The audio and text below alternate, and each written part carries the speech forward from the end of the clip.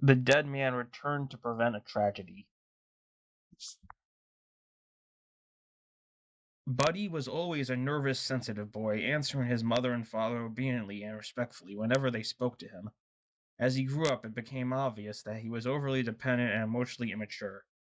However, his parents hopefully trusted that he would straighten himself out one day, and as is usually the case, nothing constructive was done to help him, such as sending him to a psychiatrist. When Buddy was 27, he married Ellen and settled down in an apartment not too far from his parents' home. He was outwardly happy, but his parents knew he was moody, inwardly disturbed, and lacked confidence in himself. Although he held down a job as a bookkeeper and seemed to be a devoted husband and eventually a good father, they were worried about him. For some instinctive reason, they felt that he was heading for a nervous breakdown or worse. And then it happened. A heart attack struck his father down. His mother, distraught over what had happened, was struck down by a speeding car when she ran out into the street while rushing to the hospital, and died a few hours after his father had died. Buddy felt himself going to pieces.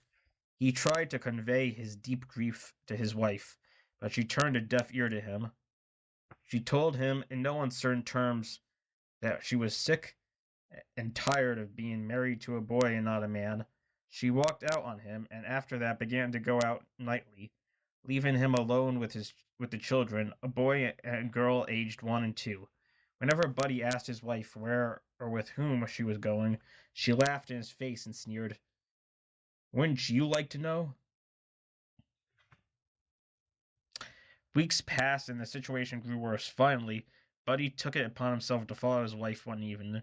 He bundled the children up and placed them in the back of his car and then drove after her, following as she boarded a bus and rode it toward the business section of the northern city in which they lived. He watched as she got out off the bus and entered a cocktail lounge. He saw her leave a few minutes later with a man. Buddy followed them as they drove to a motel, where the man went in and rented a room while Ellen remained seated in the car.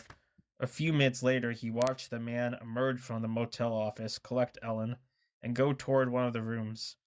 At the sight of his wife entering the motel room with another man, Buddy burst into tears. He would have given anything to have been able to burst in on them, seize his wife, and drag her back to their car forcibly, but he was a timid man. Brutality and violence were not part of his nature. Instead, he cried uncontrollably. Then and there he decided to kill himself. With his sight blurred by tears, Buddy drove aimlessly through the city. He began to head towards his home, erratically steering the car up one street and down the next. Finally, he found himself in the park which overlooked his neighborhood. He drove to the edge of an overlook called Lover's Leap, stopped the car, and got out. He looked down and screamed at the top of his lungs. "Father!" he shouted into the lonely night. "Help me! What am I to do?"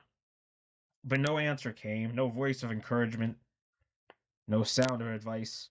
He began to shake violently and his teeth chattered. He was convinced then that there was nothing else to do but take his life, for there was nothing left to live for. He returned to the car, sitting in the back with the children and looking down at them, sleeping peacefully on the pallet of blankets he had fixed for them on the floorboards. This was the end, he told himself. I have nothing to live for now, and I might as well kill myself. The children, too. They'll be better off dead than having a mother like they've got, a no-good tramp. Buddy's emotional state had completely distorted his reasoning. His ego was completely destroyed by the sight of his wife entering the motel with another man. He leaned forward and turned the key in the dash, starting the engine. He had to stretch over the back of the front seat in order to release the handbrake. Then he turned the car's steering wheel so the vehicle would begin to roll toward the edge of the road and the dangerous precipice that loomed beyond. With hysterical sobs racking his body in great convulsive shudders, Buddy nudged the gear into first gear and collapsed in the rear seat, weeping hysterically, feeling the car's idling engine begin to set it into motion with the gear engaged. The panic that had overtaken him multiplied, frozen in a paroxysm of despair. Buddy was unable to comprehend what was happening. His teeth clenched, his hands and face locked in a spasm of muscular reaction that paralyzed him. He awaited death, but death was not to come. He was vaguely aware of the car turning and the engine's speed increasing as if someone had taken over the controls. He felt strangely assuaged, and an overwhelming feeling of peace came over him. Was this death, he asked himself? Is this what it feels like to be dead, he wondered, and yet he dared not look. He had the feeling of motion, of streets passing beneath the wheels of the vehicle. Then the engine stopped. The car ceased to move. Someone opened the door, and he stared at the man in a daze. The stranger at the door was dressed in white. Another man ran over to the car. They took Buddy out and half carried, half walked him into a doorway. That was all he was able to recall. The next thing he knew, he was in a hospital bed. Bars were on the windows. Nearly 8 months later, he was released from the state mental hospital. He learned from several people who had seen and recognized his car that there was a driver in the front seat, a man who looked exactly like his father. The nurse at the admitting desk stated that later that night, a heavy-set man came in and said that the new patient had just tried to take his own life as a result of a terrible emotional shock. Asked if he was related to the patient, the man replied, "Yes, I am his father." But before the nurse could question him further, he vanished. Today, Buddy is happily remarried and lives in a small town not too distant from his old hometown with his new wife and 2 children. He has been able to make a satisfactory adjustment to life and is thankful for the miracle that saved his children's lives and his own on that night of madness. Whether or not the mysterious Samaritan was really the spirit of his deceased father, or whether it was some passerby who had witnessed what he was about to do, Buddy will never know.